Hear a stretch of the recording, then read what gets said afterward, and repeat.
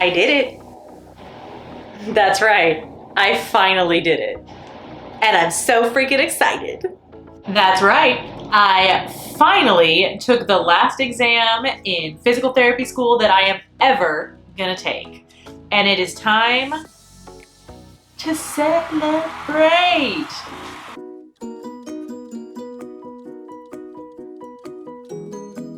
Hello, lovely humans, and welcome back to my channel where we talk about all things related to health and happiness.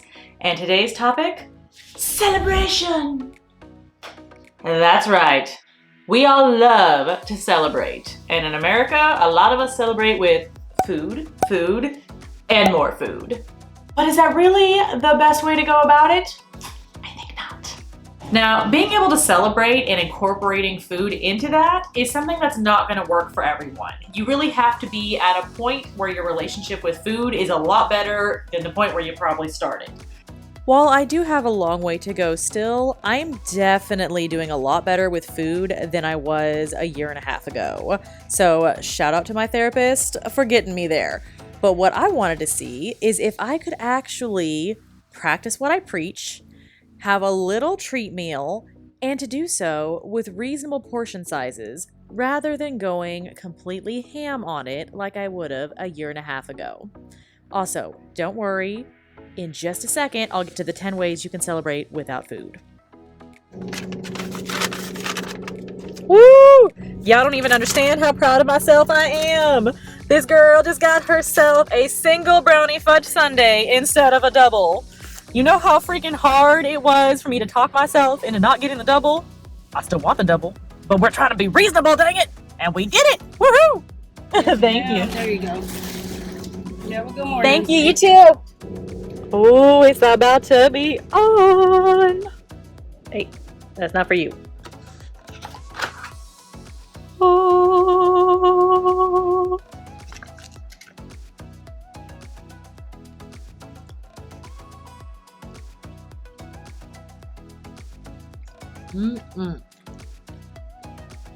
I love pizza. I know it's an American problem, but man, I love pizza. And of course, the cheese inspector is still waiting and hoping. Is that right, baby Leota? Yeah. You still hoping for cheese?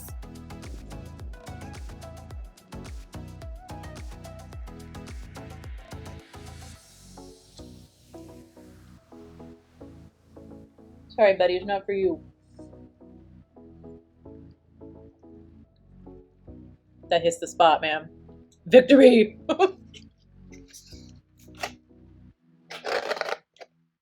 Y'all want to hear something funny?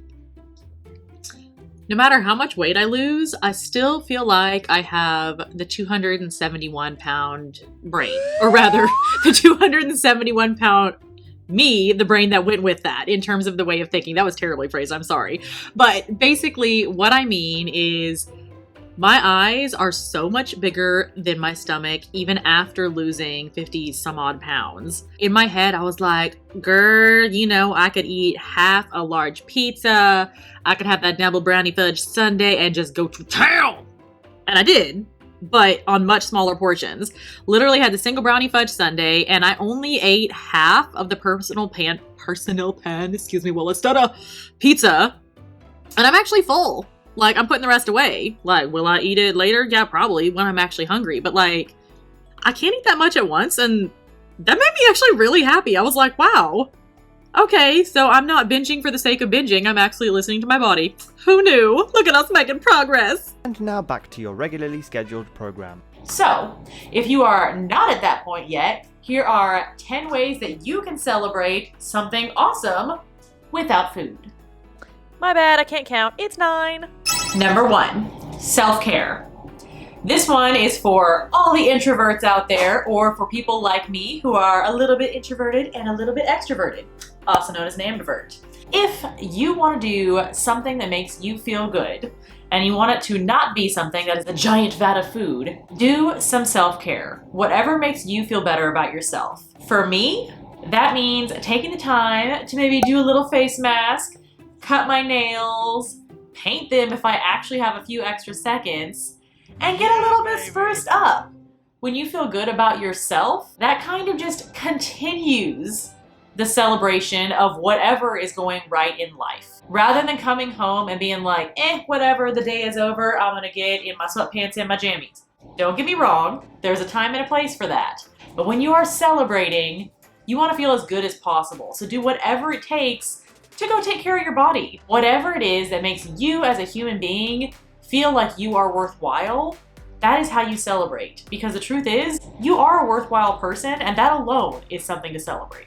Number 2 is spend time with your loved ones. If you have some good people in your life, then they are going to be the ones that build you up the most and make you feel good about yourself and everything going on in life. If you want to go celebrate, go do something with your loved ones. After you've taken that time for that self-care to kind of pump yourself up as an individual, go and be with the people that you love and continue all those feel-good warm fuzzies. And instead of going out to a restaurant, go do something new with them. Which brings me to my third point, and that is to create new habits. I know for a lot of us, especially in the United States, the way we celebrate is by going to a restaurant and having copious amounts of food and probably booze, or at least food, let's be honest. We really like our desserts and everything with cheese on it in this country. Normally, we go celebrate with something like that. Instead of doing that with your loved ones, find something new. Find something that you can do with your loved ones that can be like your thing whenever you guys are celebrating, and make that the new habit rather than going out to eat. For me and my husband, that changes periodically, but one of the things that we really like to do together is to find new trails to hike. Not in the summer. It's like 100 and some odd degrees here. Texas is brutal. We skipped that for a while. But when it is nice weather, one of the ways we like to celebrate and have a good time together is by going hiking. And for me, when I am getting some endorphins, getting a little bit of nature, not having heat stroke outside in the summer, it works beautifully because I feel recharged and I feel like I'm extending the celebration of whatever it is I was celebrating in the first place. It's also a really nice way to build memories other than just memories of you stuffing your face. Because the truth is, when you're out with your friends, short of some crazy shenanigans happening in the middle of the meal, that's not necessarily a giant memory. But when you are doing an activity together, whether that's, something outdoors like mini golf, or something indoors like, celebrating going to see new movies together, starting a book club, whatever it is that makes you tick, and your friends tick as well so you can enjoy it together, that is what will make you feel better and to continue with the celebration instead of just going out to eat and not really remembering that as much of a memory. Number 4 is to stop thinking like an adult. Yes, we are adults that have adult responsibilities, and let's be honest, those kind of suck a lot of the time. But when you're celebrating, don't think about celebrating like the traditional adult who, for the most part, just does it with food. Instead, forget your adult responsibilities for a while and do something silly or something fun, something that makes you laugh. If you want to make a fort in your living room and string up some lights and make it all cute, I realize we're old and our backs will be dying, so maybe add some extra pillows, but you can do that. Curl up in your little blanket fort, read a good book, watch something silly on your laptop. It doesn't matter, but find something that you enjoy. For me, I like to incorporate my friends with this, and one of the things that I really enjoy doing is having them come over and do some sort of art. Whether that is us getting together and everybody's coloring in a coloring book, and that can be the grown-up coloring books or the fun ones, whatever, that are just the little basic pictures. It doesn't matter as long as it's fun. Be laid back for just a little bit and forget about all of the craziness that comes along with life. When you do that and you're taking the time to kind of step back and just enjoy things, that's a great way to just continue whatever it is you were initially celebrating, because it helps you to be more lighthearted rather than just weighed down by responsibilities. And number 5, try something brand new. And by this, I mean something you have never ever done before, maybe something you have always wanted to do, something that really just gets your adrenaline pumping and gets those endorphins rushing. Kind of like when you achieve something. You feel really good, you feel really amped up, hopefully you're celebrating. This is a way to kind of continue that feel-good moment. You can do something that is all kinds of crazy and go skydiving. You can do something that is like a new venue in town that you want to check out. For me and my husband, we actually, well, he's been before, but I've never gotten to go. we decided this last couple of weeks, mid-celebration, to go axe throwing. And I had a field day. And don't get me wrong, I'm not great. We were there for an hour and a half, which, side note, fabulous workout. Like, my arms were toast afterwards. But we were there for an hour and a half, and in that time, I think I managed to hit maybe 4 bullseyes, and they were like barely bullseyes. But you know what? It was freaking fun. It's something I've always wanted to do. So maybe take a second, check out what you got on your bucket list that you might want to take another look at, and go try that new thing. And while you're out there trying that new thing, you can be like, heck yes, not only am I celebrating whatever it is you're celebrating, that's something awesome, in my case, being done with all those crazy exams. Excuse you, phone. I didn't understand that. Because you shouldn't be listening. Technology is watching us. Basically, you can go out and celebrate and basically continue that celebration with that rush that you get when you try something new. Number 6, and my absolute favorite, is to find a feline, which I will because I have 4 of them. There's no reason they should not be in the shot. I give you a feline. There's all kinds of endorphins involved in finding a fuzzy little gremlin who's a little bit disgruntled right now because I woke him up from a nap. When you want to feel good, assuming that you don't just have some hatred of animals, hi baby, which seriously, who can hate that face? When you want to feel good or maybe celebrate something, you can celebrate with your friends and family. You can have a little you time, but take the time to find something like a feline that you can snuggle. There is this one scene that I have forever loved on Scrubs where there was a guy who was very, very sick and they basically dumped a box of kittens on him and he was like, I'm cured, I feel fantastic. It helps your health, it helps your mood, and it's definitely a great way to celebrate. You can go to the shelter, find a new friend, maybe adopt him, and take the time to get some of those fuzzy snuggles in. Take some time, find a feline or a puppy if you prefer dogs, get your snuggle on, and continue that celebration. The 7th way that you can celebrate without food is to pay it forward. When something is going right in life, that is awesome. But the truth is, while you're out celebrating something, someone else is probably not having a very good day for completely unrelated reasons.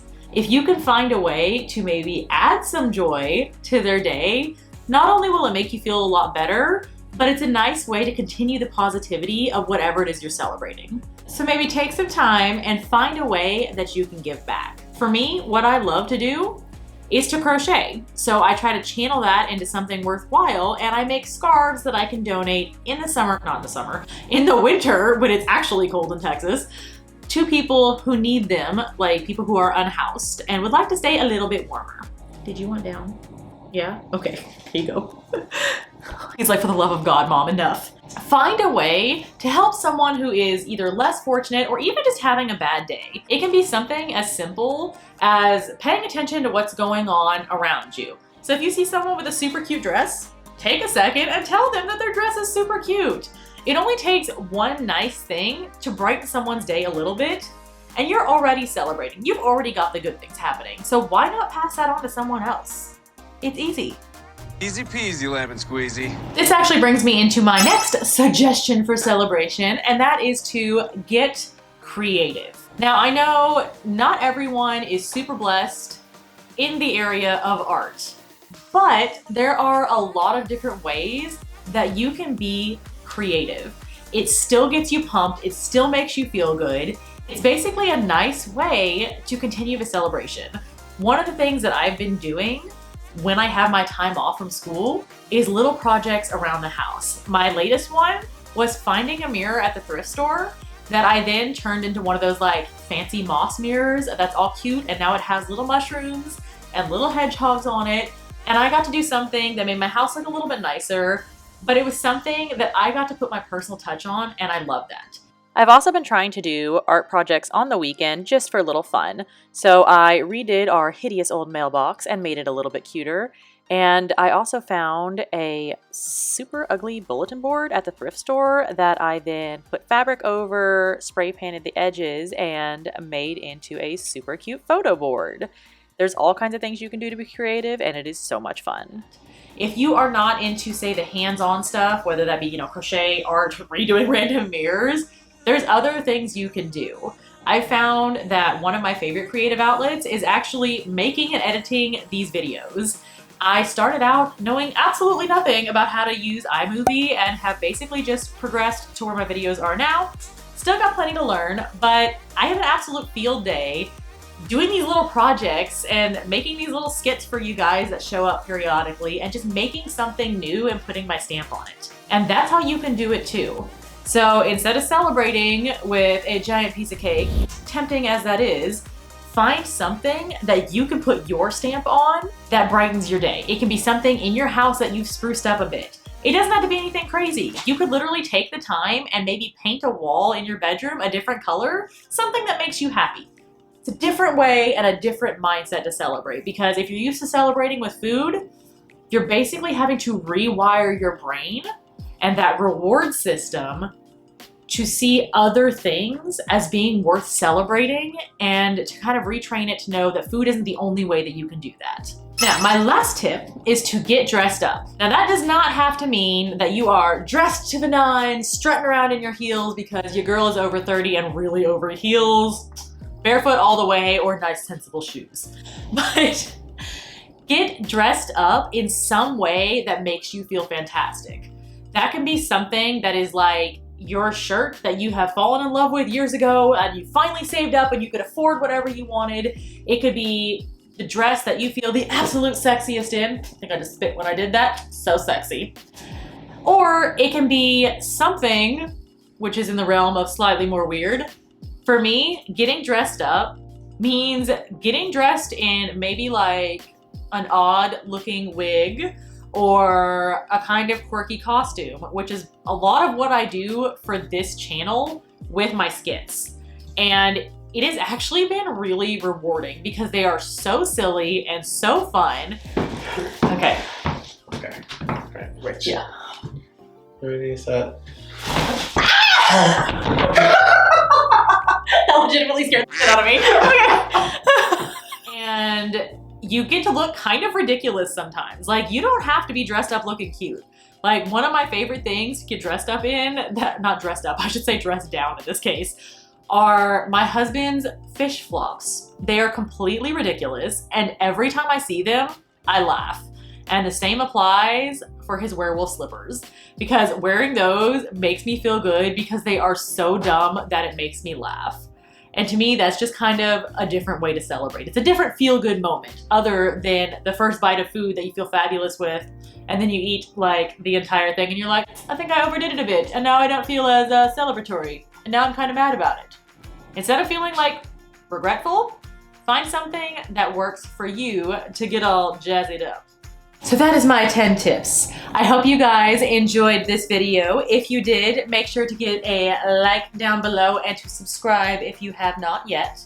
Now, I know that these tips are not going to be for everyone. The point is to find something that works for you. These are just some ideas and you can adapt them as you wish. Now, I know for some of you guys, you'd much rather stick with a cheat day. If that's the case, I would highly recommend checking out this video up here. It's basically some ideas for how to make your cheat days work without having them wreck your entire diet.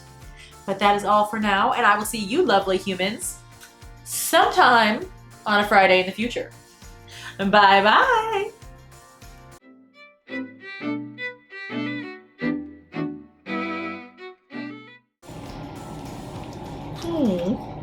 So cute.